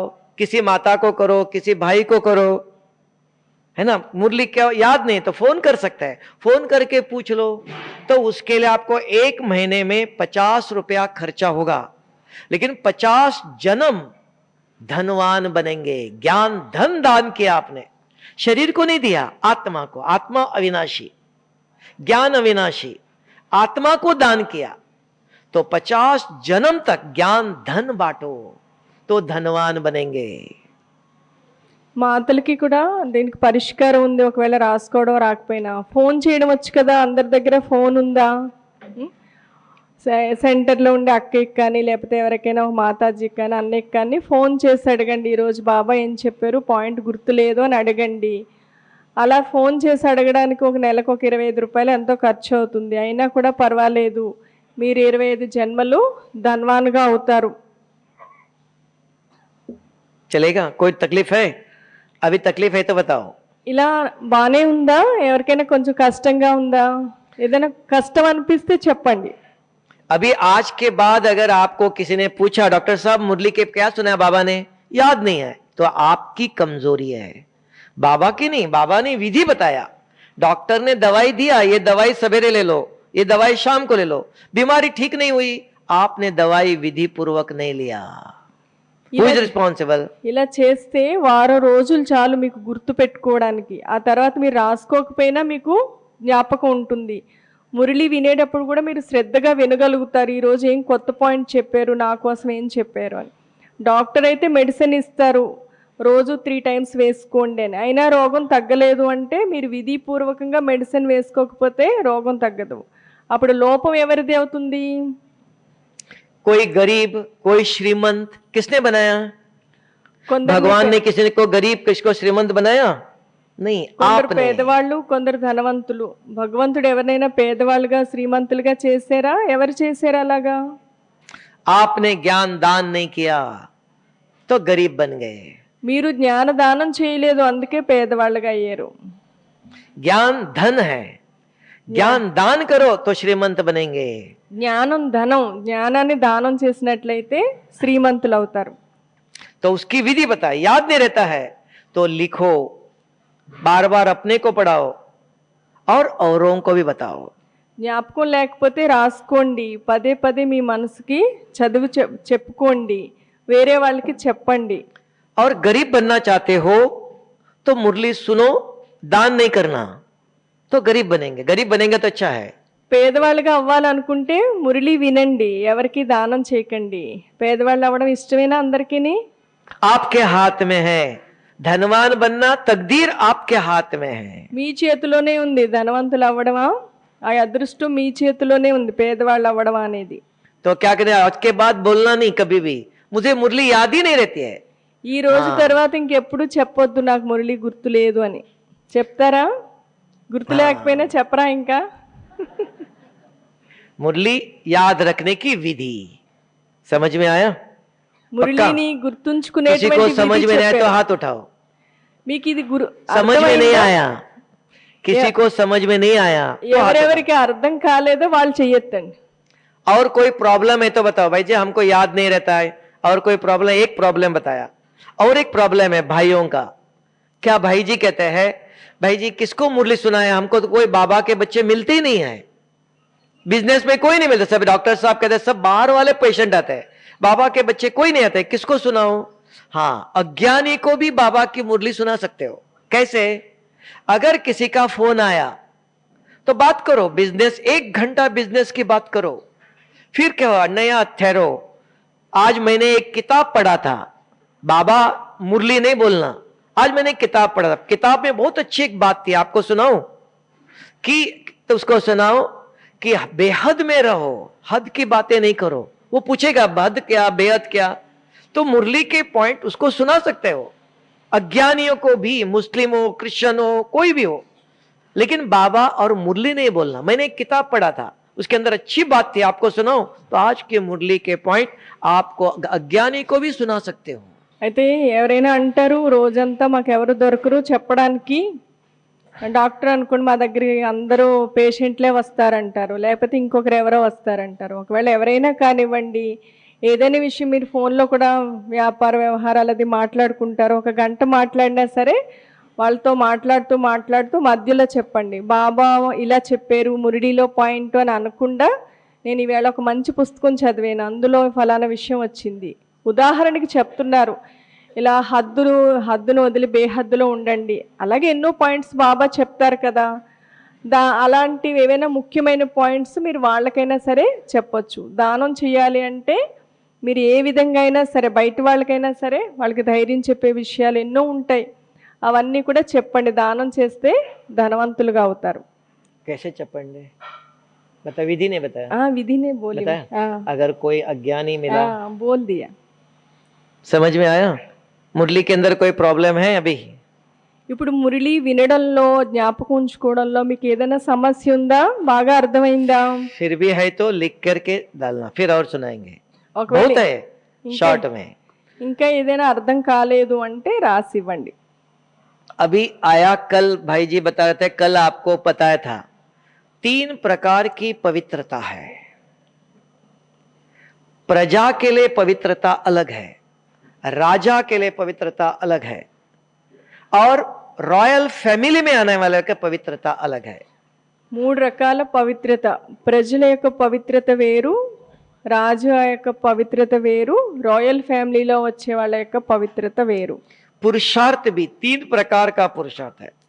एक पुरुषार्थी, एक तीव्र पुरुषार्थी, एक श्रेष्ठ पुरुषार्थी. పురుషార్థం కూడా 3 రకాలు. 1 తీవ్ర పురుషార్థి, 2 శ్రేష్ఠ పురుషార్థి. श्रेष्ठ पुरुषार्थी, तीव्र पुरुषार्थी, श्रेष्ठ पुरुषार्थी, पुरुषार्थी, 3 రకాలు. स्कूल में भी 3 नंबर है, नंबर 1, नंबर 2, नंबर 3. స్కూల్లో फर्स्ट, కూడా second, third. Number 1, number 2, number 3 స్కూల్లో కూడా అంతే. अभी आपके हाथ में है, आप नंबर 1 आना चाहते हो, राजा बनना चाहते हो, प्रजा बनना चाहते हो, कि रॉयल फैमिली में आना चाहते हो, वो आपके हाथ में. మీ చేతిలోనే ఉంది. మీరు రాజా అవ్వాలనుకుంటున్నారా, ప్రజలు అవ్వాలనుకుంటున్నారా, రాయల్ ఫ్యామిలీలోకి రావాలనుకుంటున్నారా? बच्चा जब स्कूल में जाता है तो लक्ष्य रखता है, मुझे नंबर 1 आना है, नहीं मुझे नंबर 2 आना है, పిల్లలు नहीं मुझे पास होना है. స్కూల్కి వెళ్తారు, లక్ష్యం పెట్టుకుంటారు, నేను నెంబర్ 1 అవ్వాలనే అనుకుంటారు, లేదా నెంబర్ 2 అవ్వాలనుకుంటారా, కేవలం పాస్ అవ్వాలనుకుంటారా? तो हर एक बच्चे का लक्ष्य होगा ना, सभी एक जैसे नहीं हो सकते हैं। तो आपके लिए भी चांस है, दास दासी भी बन सकते हो, प्रजा भी बन सकते हो, वो आपके ऊपर है। तो विधि कल योग की बताया था, याद, योग, तपस्या। राजा बनना चाहते हो तो विकर्मों को विनाश करना है, तो राजा कर्मातीत फरिश्ता। और रॉयल परिवार में आना चाहते हो, इच्छा मात्रम अविद्या, तो सब संबंध एक बाबा से। प्रजा बनना चाहते हो, मेरा बाबा, प्यारा बाबा, बाबा ओम शांति, ड्रामा चलते रहते ना, चलते फिरते बाबा याद करो, इसको शुभ भावना दे दो, ये प्रजा के लिए ऑर्डिनरी शुभ भावना, कमेंट्री सुनना, ये तीनों समझना चाहिए, करना आपके हाथ में, तीनों दिए आपको। होम्योपैथिक दवाई भी है, एलोपैथिक भी है, आयुर्वेदिक भी है, देयर इज अ चॉइस। మీరు ఏది అవ్వాలనుకుంటే అది అవ్వచ్చు, ఛాన్స్ మీదే. అందరు స్టూడెంట్స్ ఒకే విధంగా ఉండరు. రాయల్ ఫ్యామిలీలోకి వస్తారా, లేకపోతే ప్రజలు అవుతారా, లేదా రాజా అవుతారా? రాజా అవ్వాలి అనుకుంటే ఏం పురుషార్థం చేయాలి? ఇచ్చా మాత్రం అవిద్య. రాయల్ ఫ్యామిలీలోకి వచ్చే వాళ్ళ యొక్క సంకల్పం ఏంటంటే ఇచ్చా మాత్రం అవిద్య. మరి ప్రజలు అవ్వాలి అంటే रॉयल फैमिली में आना है, ఇచ్చా మాత్రం అవిద్య. नहीं प्रजा के लिए अलग, प्रजा के लिए क्या, ప్రజల కోసం అయితే याद, జ్ఞాపకం పెట్టుకోవడం. योग, योग रॉयल फैमिली, యోగం అంటే రాయల్ ఫ్యామిలీ, और तपस्या राजा। తపస్య అంటే రాజా. अभी पवित्रता क्या है? प्रजा बनना है, पवित्रता। Physical and mental cleanness is purity for the subject. शरीर स्वच्छ, मन स्वच्छ, ये प्रजा के लिए पवित्रता है। శరీరం స్వచ్ఛంగా ఉంది, మనసు స్వచ్ఛంగా ఉంది, ఇది ప్రజల కోసం పవిత్రత. अभी किसी के बाजू में बैठो, बास आता है, क्योंकि शरीर से पसीना आता है, कपड़े कल पहने हुए कपड़े पहने, स्नान नहीं किया, बास आता है। जब मोजा पसीना आता है, वही मोजा पहन के बैठा है तो बास आती है, शरीर स्वच्छ नहीं है। देवताओं का शरीर स्वच्छ, सुगंध आता है, फिजिकल क्लीननेस। కొందరు పక్కన కూర్చుంటే చెమట వాసన వస్తుంది, లేదా నిన్నటి బట్టలు వేసుకుంటే స్మెల్ వస్తుంది. అంటే అది ఫిజికల్గా భౌతిక స్వచ్ఛత లేకపోవడం. దేవతల యొక్క శరీరం కూడా సుగంధం వస్తుంది. इसलिए आजकल दुनिया में स्प्रे करते हैं केमिकल, ఈ है ना, और बीमारी होंगी। वो सुवासन वो रावడానికి सुगंध नहीं, नेचुरल सुगंध, शरीर क्लीन। స్ప్రే చేసుకుంటున్నారు మంచి స్మెల్ రావడానికి, దానివల్ల ఇంకా కూడా రోగాలు వస్తున్నాయి. సహజమైనటువంటి స్వచ్ఛత ఉండాలి. अभी फिजिकल क्लीननेस की बहुत एक्सप्लेनेशन है, एक एक एक बताता हूं। मुझे यहां ईचिंग हो रहा है, क्यों हो रहा है? अगर माइक्रोस्कोप लगाओ, दूरबीन लगाओ, इतने बड़े बड़े कीड़े घूमते हैं। शरीर को, चमड़ी को पानी और पसीना आया तो जर्म्स पैदा होते हैं, सड़ता है। ये इचिंग क्यों हो रहा है? तो दूरबीन लगाओ तो इतने बड़े बड़े कीड़े घूमते हैं। तो शरीर को स्वच्छ, ब्राह्मण वो दो दफा स्नान करता है, सवेरे शाम को। पसीना आया 3 दफा स्नान करो, पानी कम है कपड़े पोंछ करके कपड़े से पोंछ लो, शरीर को स्वच्छ। శారీరక స్వచ్ఛత అంటే చాలా రకాలు ఉంటుంది. మనకి ఇక్కడ దురద పెడుతుంది అనుకోండి, అంటే ఏంటంటే స్వచ్ఛత, శుభ్రత లేకపోతే చెమట పట్టడం వల్ల దురద వస్తుంది. భూతద్దం పెట్టి చూస్తే దాంట్లో ఏం క్రిములు ఉన్నాయో కనిపిస్తాయి. బ్రాహ్మణులు అంటే రోజుకి 2 సార్లు స్నానం చేయాలి. ఇంకా చెమట వాసన వస్తుందంటే రోజుకి 3 సార్లు స్నానం చేయాలి. అది భౌతిక శుభ్రత. फिर शरीर को कपड़े स्वच्छ, कल जो पहने थे वही पहन रहे हो, काला है, सफेद कपड़े स्वच्छ। खाना शरीर को स्वच्छ, सूखे, रूखे, कड़वे, खट्टे, तमो प्रधान, रस वाले, गीले, ताजे, सतो प्रधान। गीता में कहा स्वच्छ खाना, रस चाहिए। हम जो भी खाते हैं उससे खून बनता है, बाकी वेस्ट। रस वाले खाना चाहिए। सूखा पकोड़ा खा लो, पकोड़ा निचोड़ो तो क्या निकलेगा? तेल। तो तेल से शरीर नहीं चलता है, रस से। तो फ्रेश फ्रिज में बना के रखा 2-4 दिन, मरा हुआ खाना है, ताजा नहीं।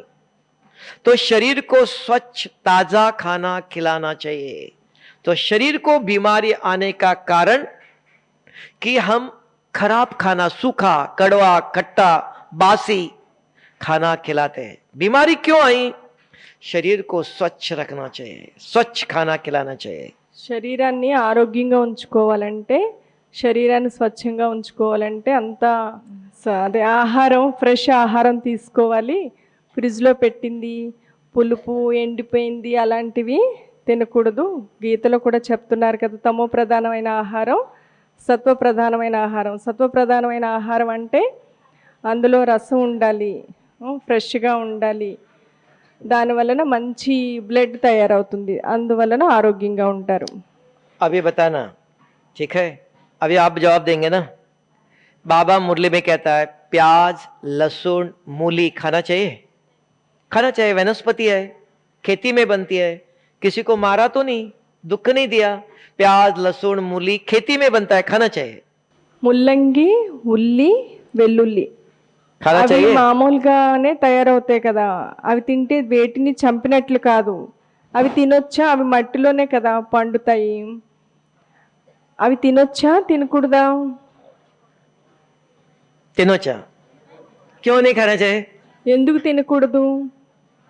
अगर कोई बताएंगे तामस लिखा है उसके ऊपर, नहीं तांबा है, क्या खराब है? దాంట్లో ఉన్న చెడు ఏంటి? అదేమన్నా తామసిక ఆహారం అని రాసుందా? डाइजेस्ट नहीं होता है, डाइल्यूट एसिड। हाँ, कौन सा एसिड? विच एसिड? हाँ, एक्यूरेट, याद जाना चाहिए, पता होना चाहिए। प्याज लहसुन में 100%, इंग्लिश में सल्फ्यूर, हिंदी में तेजाब। तेजाब माना एसिड। जो चांदी काली होती है, सोना किससे धोते हैं? चांदी काली होती, किससे साफ करते हैं? बाथरूम के टाइल्स एसिड डालते हैं। वो एसिड प्याज और लहसुन में 100% है, मुलंगी में 25% है। हिंदी में तेजाब कहते हैं, इंग्लिश में सल्फ्यूर। సల్ఫ్యూర్. तो अब आलू इतना नजदीक काटो कुछ नहीं होता है, प्याज इतने दूर पकड़ के काटो आंखों से आंसू आते हैं। क्यों? एसिड है। एसिड हीट, गरम आग है। तो हमारा पेट ठंडा होना चाहिए, इसलिए छाछ पीते हैं, पानी पीते हैं। तो एसिड डालेंगे तो क्या होगा? जलन, आंखें भी सहन नहीं कर सकते, स्टार्ट टीयरिंग। इसलिए उसको तामसिक कहते हैं। खाना नहीं खाना आपके ऊपर है, बाबा जवाब देता है। ये क्या, ये क्या? ఉల్లి, వెల్లుల్లి, ముల్లంగిలో సల్ఫ్యూర్ అనే యాసిడ్ ఉంటుంది. అది మీకు తెలిసి ఉండాలి. అయితే అది తినడం వల్ల వేడి వస్తుంది. మనం చల్లగా ఉండడానికి మజ్జిగ ఇవన్నీ కూడా తీసుకుంటాం కదా. అయితే బాబా అయితే సలహా ఇస్తున్నారు, మీరే నిర్ణయించుకోవాలి తినాలా అక్కర్లొద్దా అని. అందుచేత దాన్ని తామసిక ఆహారం అని అంటారు. अभी आप पूछेंगे तो भगवान ने प्याज लहसुन क्यों बनाया? మీరు हाँ। అడుగుతారు, क्यों बनाया? क्यों? जो बर्फ पड़ता है पहाड़ पर, हिमालय पर, फॉरेन में 6 महीने बर्फ, ठंडा है, तो वहां गर्म खाना चाहिए। तो उनके लिए आहार है। यहां पहले से गर्म है और गर्मी नहीं चाहिए, यहां ठंडा आहार चाहिए। तो यहां के लिए अलग, जो ठंडी प्रदेश है, जो जीने के लिए, वो उनके लिए खाना है।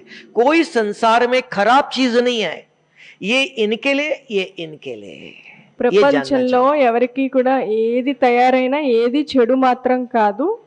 మన దగ్గర ఏమో వేడి వాతావరణం ఉంటుంది, హిమాలయాస్లో అది 6 నెలల మంచు కురుస్తుంది కదా, అది వాళ్ళ కోసం ఉల్లి వెల్లుల్లి వేడిగా ఉండడానికి వాళ్ళ కోసం ఆ ఆహారం తయారైంది, మన కోసం కాదు అంటున్నారు. शरीर को क्या खाना चाहिए, क्या खिलाना चाहिए, जानना चाहिए। कोई कहेंगे प्याज नहीं खाना चाहिए, ये नहीं खाना चाहिए। क्यों?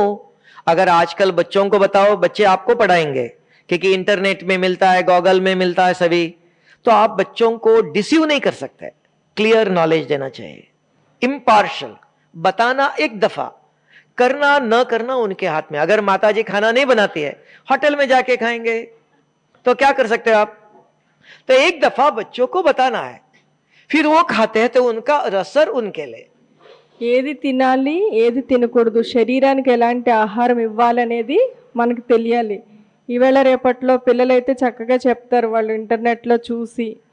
అయితే ఇంట్లో తల్లి వంట చేయలేదనుకోండి, మరి పిల్లలు వెళ్ళి ఏం చేస్తారు, హోటల్లో తింటారు. అంటే సరైన గైడెన్స్ ఇవ్వాలి, మంచి చెడు అవగాహన చేయించాలి.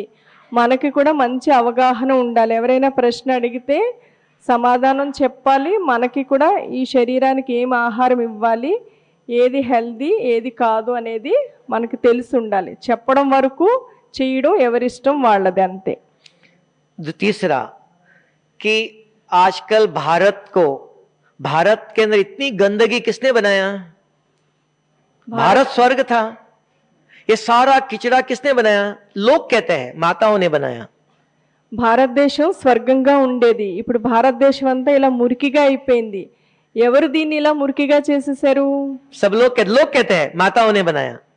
అందరూ అంటారట మాతలు ఇలా చేసేసారట. माताओं ने बनाया कि भाइयों ने बनाया? మాతలు చేసేసారా ఇలా మురికిగా, అన్నయ్యలు చేసేసారా? तब शिव बाबा ने आके माताओं के ऊपर ज्ञान का कलश रखा. क्यों? శివబాబా వచ్చి మాతల తలపైన జ్ఞాన కలశం పెట్టారు. ఎందుకని? भाइयों के सिर पर क्यों नहीं रखा? అన్నయ్యల తలపైన ఎందుకు పెట్టలేదు? भारत माता की जय कहा, भारत पिता की नहीं कहा. क्यों? భారత్ మాతాకి జై అంటున్నారు, భారత్ పితాకి జై అనట్లేదు. भारत की माता ही स्वर्ग का दरवाजा खोलेंगे कहा, पिता नहीं खोलेगा. क्यों? భారత మాతలే స్వర్గ ద్వారాన్ని తెరుస్తారు అంటున్నారు, భారత్ పితలు తెరుస్తారు అనట్లేదు. ये भारत में सारी गंदगी किसने किया? माताओं ने किया. భారతదేశాన్ని అంతటిని మురికిగా ఎవరు చేసేసారంటే మాతలే చేసేసారంటున్నారు. क्यों? माता जी क्या करती है? सब्जी काटती है, खाना बचता है रात का, सब्जी काटा, झाड़ू लगाया, प्लास्टिक थैले में किचड़ा डालती है और रास्ते पर फेंकती है, गाय खाएंगी. మాతలు ఏం చేస్తారు, కూరగాయలు కోస్తారు, ఆ తుక్కంతా కవర్లో వేస్తారు, రోడ్డు పైన వేసేస్తారు. మాతలే ఇదంతా మురికిగా చేసేసారు అంటున్నారు. అవునా? और बच्चों को ट्रेन में जाते हो, रास्ते पर जाते हो, कुछ खाते हो, बाहर फेंकते हो. बच्चों को पढ़ाते ने, माता गुरु है, बच्चे बाहर नहीं फेंकना, प्लास्टिक में डालो, फिर किचड़े के डब्बे में डालो, नहीं तो घर के बाजू में खड्डा खोदो, खड्डे में डालो, मट्टी डालते जाओ, खाद बनेंगी. बाहर प्लास्टिक फेंकेंगे, हवा से उड़ जाता है. ये सारी गंदगी करने का माता गुरु जिम्मेवार. ట్రైన్లో ప్రయాణం చేస్తున్నారు అనుకోండి, తినేస్తారు, చెత్త కిటికీలోంచి బయటకు వేసేస్తారు. తల్లిని గురువు అంటారు కదా, గురువు ఏం చేయాలి, నేర్పించాలి. కూరగాయలు కోసినవన్నీ కూడా మట్టిలో వేయాలి, మట్టిలో వేస్తే ఎరువు అవుతాయి. చెత్త అయితే డస్ట్బిన్లో వేయాలి. అది చేస్తూ పిల్లలకి నేర్పించాలి మాతా గురువు అంటే. तब बाबा ने माताओं के ऊपर ज्ञान का कलश रखा. पहले माता सुधारे, घर को रोज सवेरे उठते ही झाड़ू लगाओ, सफाई करो, उठते ही कपड़े फोल्ड करके रखो, बर्तन कल रात को खाना खाया था ऐसे रख दिया, घर में मच्छर है, एक मच्छर काटता है 2 लाख रुपया की खर्चा है. डेंगू आया, स्वाइन फ्लू आया, कहां से आया वो? एक ही मच्छर काटा, चलेगा? वो माता गुरु का सफाई नहीं है. घर गृहस्थ को आश्रम नहीं बनाया. మాతలు తుడుస్తారు, వంట చేస్తారు, ఇవన్నీ చేస్తారు కదా. మాతలు ఇంటిని శుభ్రంగా ఉంచుకోవాలి. రాత్రి సామాన్లు రాత్రే తోముకోవాలి. 2 దోమలు కుట్టినాయి అనుకోండి 2 లక్షలు ఖర్చు అవుతుంది. డెంగ్యూ ఫీవర్ వచ్చింది, స్వైన్ ఫ్లూ వచ్చింది అనుకోండి, శుభ్రం లేకపోవడం వల్లే కదా దోమలు ఇవన్నీ వస్తాయి. అందుచేత మాతలే మురికిగా చేశారు కాబట్టి మళ్ళీ మాతలే స్వర్గం చేయాలి, శుభ్రంగా చేయాలి. బాబా అందుకే మాతల తలపైన కలశాన్ని పెట్టారు. ఎందుకు అర్థమైందా ఇప్పుడు? माता गुरु ने बच्चों को बताना है, प्लास्टिक फेंकना नहीं, कहीं थूकना नहीं. ఎక్కడ ఉమ్మేయకూడదు, ఎక్కడ పడితే అక్కడ ప్లాస్టిక్ కవర్లు ఎక్కడ పడితే అక్కడ పాడేయకూడదు, యూజే చేయకూడదు అసలైతే. अगर डस्टबिन नहीं है, गवर्नमेंट ने नहीं रखा, आप पिताजी को बताओ एक खड्डा खोदो, घर के बाजू में खड्डे में डालो, मट्टी डालते जाओ, नहीं तो हवा में प्लास्टिक उड़ जाता है, सारे जगह फैलता है. भारत गवर्नमेंट का कि मेरा? गवर्नमेंट का भारत कि मेरा भारत? భారతదేశం గవర్నమెంట్ భారతదేశమా, నా భారతదేశమా? तो मुझे स्वच्छ करना पड़ेगा ना. నా భారతదేశం అయితే నేనే స్వచ్ఛంగా ఉంచాలి కదా. ये याद रखना है. గవర్నమెంట్ డస్ట్బిన్ పెట్టలేదనుకోండి, పిల్లలైతే ఇంట్లో తండ్రికి చెప్పండి, ఎక్కడైనా ఒక గొయ్యి తీయమనండి, ప్లాస్టిక్ కవర్లన్నీ అక్కడ వేయండి, పైన మట్టి వేయండి, లేకపోతే గాల్లో ఎగిరిపోతాయి అంటున్నారు. तो भारत को स्वच्छ कौन करेगा? భారతదేశాన్ని స్వచ్ఛంగా ఎవరు చేస్తారు? माता गुरु। మాతా గురు तब మాతలే बाबा చేయాలి. ने कहा स्वर्ग का गेट कौन खोलेगा? అందుకే भारत माता की जय। స్వర్గ ద్వారాలు ఎవరు తెరుస్తారు? हाँ, అందుకే- कौन सी माता? ఎలాంటి మాతలు? जो ज्ञान गुरु पति को भी बताएंगे, बच्चों को भी बताएंगी, घर को भी स्वर्ग बनाएंगी। अभी स्वर्ग बना, क्या बोलो, गृहस्थ आश्रम बनाएंगे, कल स्वर्ग बनेगा। ఇప్పుడు మీరు గృహస్థాన్ని ఆశ్రమంగా చేసుకున్నారనుకోండి, మీ భర్తకి కూడా జ్ఞానం చెప్తారు, పిల్లలకి కూడా చెప్తారు, ఇంటిని శుభ్రంగా ఉంచుతారు. ఇంటిని ఆశ్రమంగా చేసుకుంటే రేపు భారతదేశం స్వర్గంగా అవుతుంది. अभी बाबा रजनी बहन को भेजेगा एक एक माताओं के घर में। ఇప్పుడు బాబా ఏం చేస్తారంటే माता जी कहती है, भाई बाबा मैं स्वर्ग में राजा आऊंगी, लेकिन आपने कहने से बाबा ले नहीं जाएगा। टीचर को पूछेगा, टीचर इस माता जी को स्वर्ग में ले जाए? नहीं बाबा, ये माता जी का घर में मच्छर है, बहुत मक्खी है, सफाई नहीं है, रोज क्लास करती, योग करती, घर में सफाई नहीं, सत्युग में जाने लायक नहीं है। टीचर वेरीफाई करेंगे। బాబా ఏం చేస్తారంటే మీ ఇంటికి రజనీ దీదిని పంపిస్తారన్నమాట. అందరి ఇల్లు శుభ్రంగా ఉందా లేదా, దోమలు ఉన్నాయి ఏంటని. వాళ్ళు అంటారు మాతలు, బాబా మేము స్వర్గానికి వస్తామని.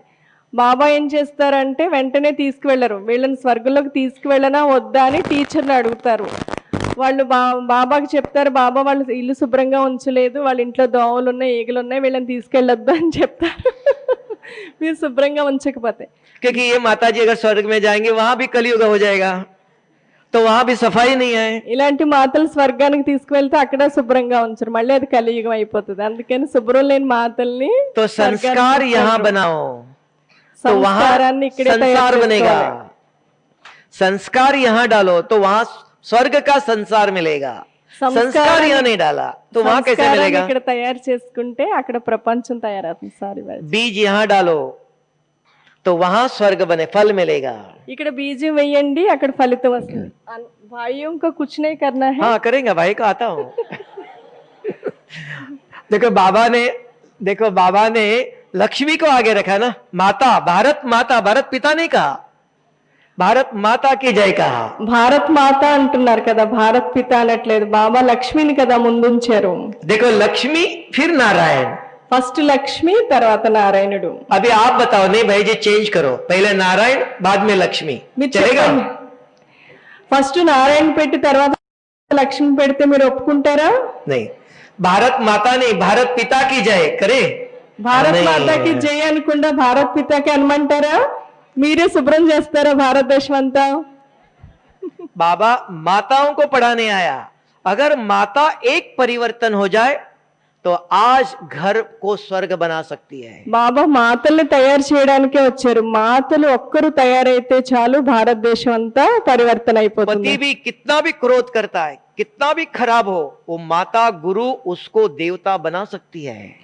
పతి ఎంత కోపం చూపించినా, వాళ్ళకి ఎంత కోపం ఉన్నా కూడా మాత గురువు పతిని కూడా మార్చగలుగుతారు. क्योंकि माता खाना बनाती है, माता घर की सेवा करती है, संभालती है, समझाती है।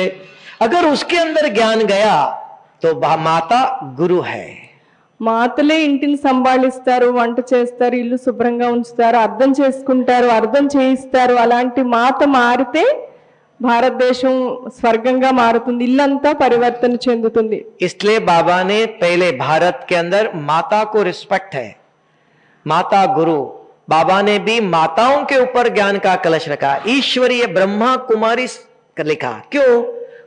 कुमारी चाहिए, माता चाहिए, उनके अंदर सहन करने की, सेवा की, धारणा के संस्कार है, तो वो पति, बच्चे, परिवार, सारे परिवार को स्वर्ग बना सकती है।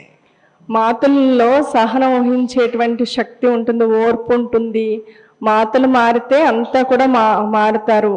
అందుకని భారతదేశంలో మాతని లేదా స్త్రీని గురువుగా భావిస్తారు. అందుకే బాబా కూడా వచ్చి మాతల తలపైనే కలుష్యాన్ని ఉంచారు.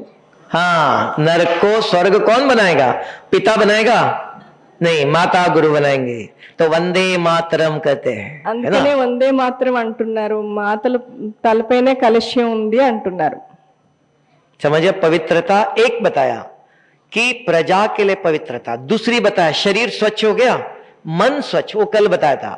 किसी को देखते ही शुभ बाबा ये आपके बच्चे हैं, चाहे छोटे बच्चे हो, बड़े हो, मित्र हो, दुश्मन हो, काला हो, लंगड़ा हो, अंधा हो, गरीब हो, बहुत दुख देता है, बहुत गुस्सा करता है, तो भी शुभ बाबा ये आपका बच्चा है, इसको आपने ठीक करना है। పవిత్రత అంటే ఎవరు ఎలాంటి వాళ్ళైనా, మంచి వాళ్ళైనా, చెడ్డ వాళ్ళైనా, కుంటి వాళ్ళైనా, గుడ్డి వాళ్ళైనా, పేదవాళ్ళైనా, ఎవరైనా కానివ్వండి, బాబా వీళ్ళు నీ సంతానం. अभी रजनी अक्का आ गई, माइक छोड़ना पड़ेगा। हाँ, नहीं तो एक एग्जाम्पल देता हूं कि तेलंगाना में कोई शराब पीते हो? नहीं। ఏ ఆంధ్ర హై, शराब पीते इधर? ఏ ఆంధ్ర హై, आंध्रा में शराब पीते?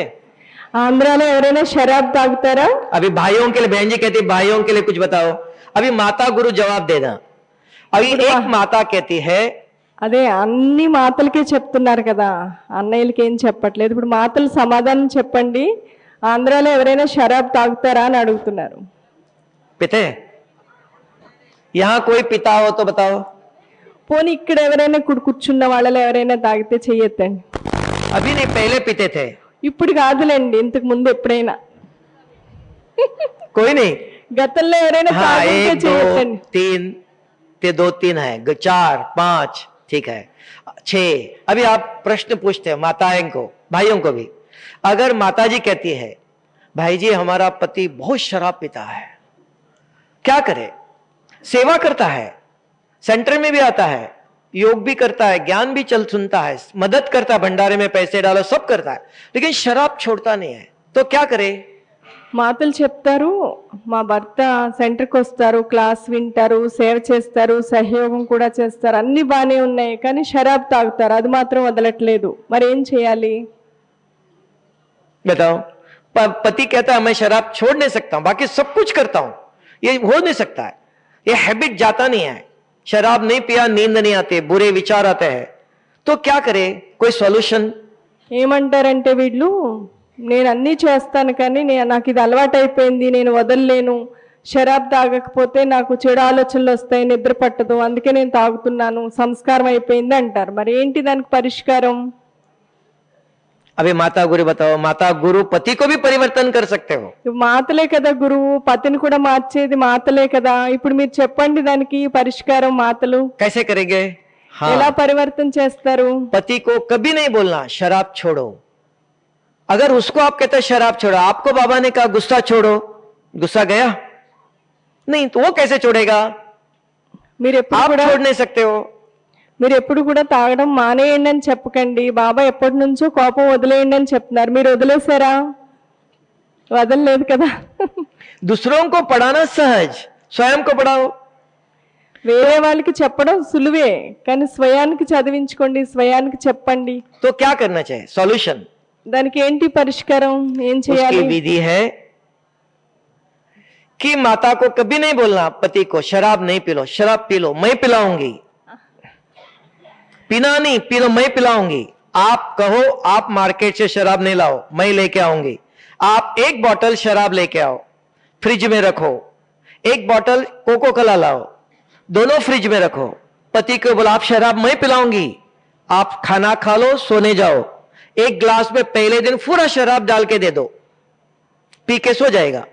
दूसरे दिन शराब थोड़ा डालो, पूरा थोड़ा सा कोको कोला डालना। तीसरे दिन और थोड़ा कोको कोला ज्यादा डाल देना। चौथे दिन और थोड़ा ज्यादा डाल देना, और रोज अपने हाथ से पिलाओ। उसकी टेस्ट, उसका हैबिट माता गुरु चेंज कर सकती है। नहीं पी लो कहना सप्रेशन है। ఏం చెప్తున్నారంటే, మీరు షరాబ్ తాగడం మానేయండి అని చెప్పకండి, మాతలు తాగండి పర్వాలేదు, కావాలంటే నేనే మార్కెట్కి వెళ్ళి తెస్తానని రోజు మీరు తెండి అనేసి ఫ్రిడ్జ్లో పెట్టండి, ఒక కోకో కోలా, ఒకటి షరాబు. అయితే నేనే పట్టిస్తాను మీకు కావాలంటే అని కొద్దిగా గ్లాసులో వేయండి షరాబు, కొద్దిగా కోకో కోలా వేయండి. నెక్స్ట్ డే కొంచెం కోకో కోలా ఎక్కువ వేయండి, అది తక్కువ వేయండి. सो जाओ, భోజనం చేసి घर में बैठो, ఇంట్లోనే ఉండండి, భోజనం చేసి పడుకోండి, నేనే గ్లాసులో వేసిస్తానని అలా చేస్తూ తర్వాత రోజు ఏం చేయండి అంటే పూర్తిగా కోకో కోలా ఇచ్చేయండి, షరాబ్ మానేసి. पहले दिन शराब, ఫస్ట్ డే షరాబు కొంచెం కోకో కోలా, నెక్స్ట్ డే थोड़ा सा चल కొంచెం షరాబు, नहीं शराब ज्यादा, थोड़ा सा कोको कोला।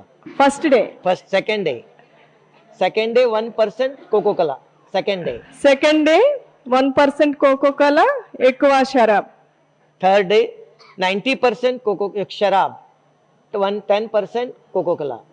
90% షరాబు, 1% కోకో కోలా. हाँ धीरे धीरे चेंज करो। నెమ్మది నెమ్మదిగా మార్చండి. टेस्ट चेंज होना एकदम छोड़ नहीं सकता है, हैबिचुअल है, तो चेंज करना माता गुरु सिखा सकती है। हम कहते शराब नहीं पिलो, तंबाकू नहीं खाओ, गुस्सा नहीं करो, तो उनके నిజంగా हाथ అలా में नहीं है। చేయమని చెప్పట్లేదు, ఉదాహరణకి చెప్తున్నారు. అంటే आप दवाई दे दो। మార్చేటువంటి శక్తి ఉంటుంది కాబట్టి ఎవరినైనా సరే మీరు మార్చగలరు, మార్చేటువంటి విధానం నేర్చుకోండి అంటున్నారు. అర్థమైందా? ऐसे माता गुरु नहीं कहा, भारत विश्व का गुरु है माता। भारत माता की जय का, साधारण नहीं। दुर्गा जगदम्बा देखो कितनी नदी, गंगा जमुना देवी क्यों बनी? उनके पास ऐसी शक्ति है। किसने दिया? शिव बाबा ने ऐसी शक्ति दिया है।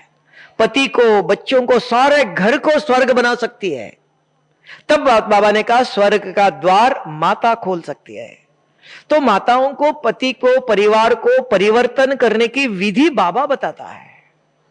ఊరికనే మాతా గురువు అని చెప్పట్లేదు. మాతా గురువుకి చాలా శక్తి ఉంది, చాలా మహిమ ఉంది. అయితే పతిని కానీ పిల్లల్ని కానీ ఎవరినైనా సరే మార్చగలిగేటువంటి శక్తి మాతలకు ఉంటుంది.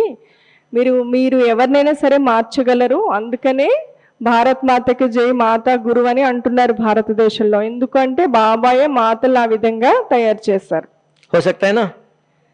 अब हम कहते हैं गुस्सा नहीं करो, नहीं बोलना नहीं, वो करता है, उसकी हैबिट है। तो रोज आप मुरली के पॉइंट सुनाओ। अभी आप कहेंगे और भी बहुत है कि भाई जी ज्ञान ने, पति ने ज्ञान ने नहीं चलता नहीं है, बच्चे नहीं चलते। वो माता पति को, सारे परिवार को ज्ञान में चला सकती है, विधि बाबा बताता है। అయితే ఇప్పుడు ఎవరికి కూడా మీరు కోపం వదిలేయండి అని చెప్పొద్దు. కోపం వదిలేలాగా యుక్తి చేయండి. రోజు జ్ఞానం పాయింట్స్ చెప్పండి. वो विधि है इसकी। విధి पहले दुख सुना, शराब नहीं पिलो, नहीं बोलना है। विधि कि आप पिलाओ। విధి ద్వారా పరివర్తన अगर आप बाबा के याद में पिलाते और अमृत पिला रहे हो, अमृत से उसका जीवन परिवर्तन कर सकते हो। विधि एकदम छोड़ो नहीं, पहले थोड़ा को टेस्ट चेंज करो, धीरे धीरे धीरे। Slow and study makes the man perfect. धीरे धीरे परिवर्तन करना, ये विधि बाबा सिखाता है। तो ये भी एक परिवार को परिवर्तन करने के माता के पास ऐसी शक्ति है। तब भारत माता कहा, अपने आप ऐसी सभी को माता नहीं, जो ये हिम्मत रखता है। మాతల దగ్గర అటువంటి శక్తి ఉంది. నెమ్మదిగా ఎవరినైనా సరే పరివర్తన చేయొచ్చు. अभी 2 प्रकार की पवित्रता बाद में, ठीक है? एक पवित्रता बताया, और भाई जी एन चपंडी ఒక రకం పవిత్రత గురించి చెప్పారు, ఇంకా 2 పవిత్రతలు తర్వాత చెప్తారు. ये सेकंड टॉपिक, ये लिख के आप डाल देना, शाम को सुनाऊंगा कि शरीर हाँ समझा? हाँ ये कहा मनुष्य शरीर कैसे छोड़ता है, ये सेकंड टॉपिक है, ये बताऊंगा कल शाम को बताऊंगा। हाँ वो बताऊंगा समझा? मेरे पास टॉपिक है ये कि मनुष्य 3 प्रकार से शरीर छोड़ता है, general death, accidental death, suicide. ये कैसे? तो वो अलग टॉपिक है, ये पवित्रता का है ना, वो लिख के डाल देना, फिर सुनाऊंगा, ठीक है? ओम शांति। ఓం శాంతి.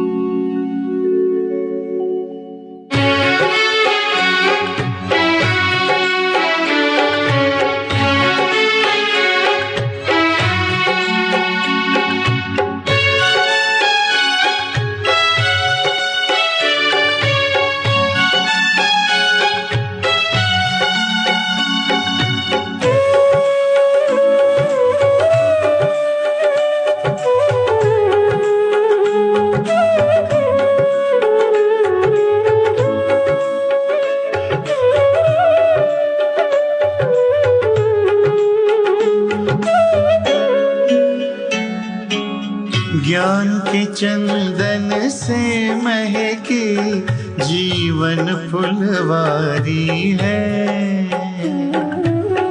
ज्ञान के चंदन से महकी जीवन फुलवारी है। आपकी शिक्षाएं बाबा हमको लगती प्यारी है, लगती प्यारी है। ज्ञान के चंदन से महकी जीवन फुलवारी है। ज्ञान के चंदन से महकी जीवन फुलवारी है।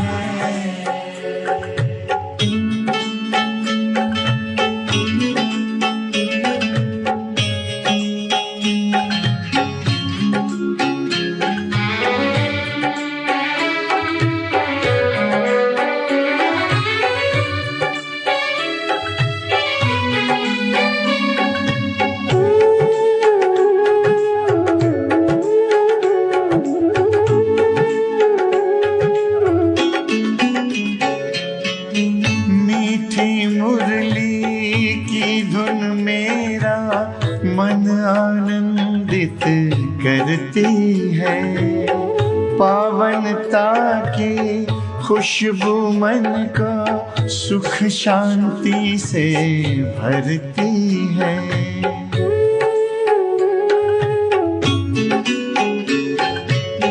मीठी मुरली की धुन मेरा मन आनंदित करती है, पावनता की खुशबू मन को सुख शांति से भरती है। ज्ञान सूर्य की किरणों से हुई बगिया उजियारी है, बगिया उजियारी है। ज्ञान के चंदन से महकी जीवन फुलवारी है। ज्ञान के चंदन से महकी जीवन फुलवारी है।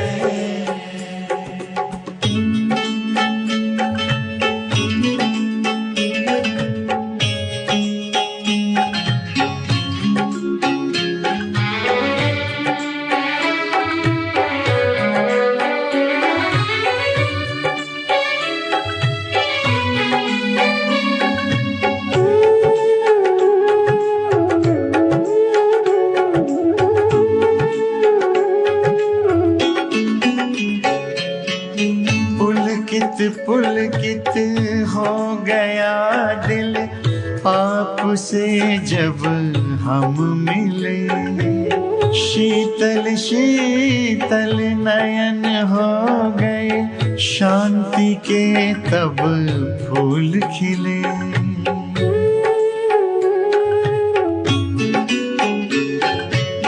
पुलकित पुलकित हो गया दिल आपसे जब हम मिले, शीतल शीतल नयन हो गए, शांति के तब फूल खिले। गुण शक्ति की बेल लताएं प्यार से सींची क्यारी है, प्यार से सींची क्यारी है। ज्ञान के चंदन से महकी जीवन फुलवारी है। ज्ञान के चंदन से महकी जीवन फुलवारी है।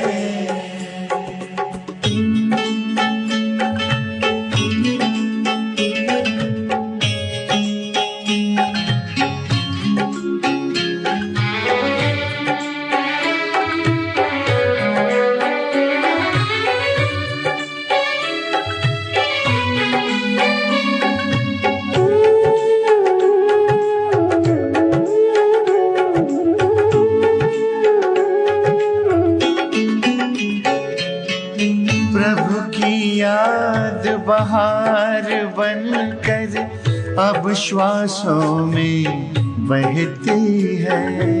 मेरा बाबा मन को किला कहती है।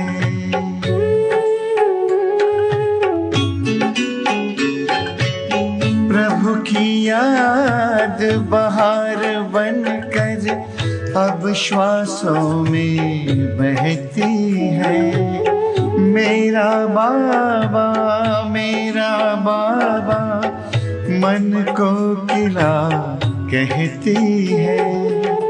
बाबा माली बना हमारा, जिंदगी हुई न्यारी है, जिंदगी हुई न्यारी है।